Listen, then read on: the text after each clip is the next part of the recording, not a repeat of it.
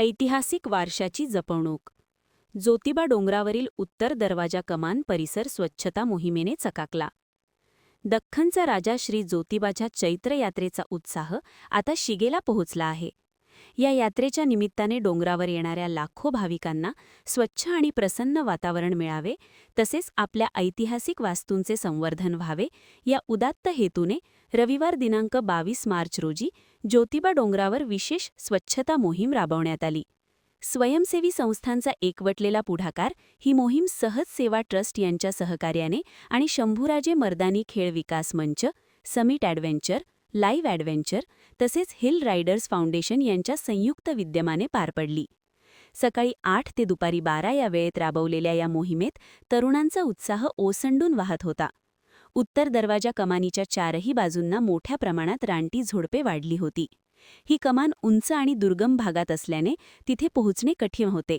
मात्र hill riders, summit आणि live ॲडव्हेंचरच्या अनुभवी गिर्यारोहकांनी दोर आणि गिर्यारोहण तंत्राचा वापर करून उंचावरील झुडपे मुळासकट काढून टाकली. शंभूराजे मर्दानी खेळ विकास मंचच्या मुलामुलींनी कमानीवरील गवत आणि इतर कचरा साफ करून परिसर चकाचक केला. विशेष म्हणजे शंभूराजेंचे मार्गदर्शक गुरु कै सूरज ढोली यांनी सुरू केलेली ही सेवाभावी परंपरा त्यांच्या शिष्यांनी तितक्याच निष्ठेने पुढे सुरू ठेवली आहे.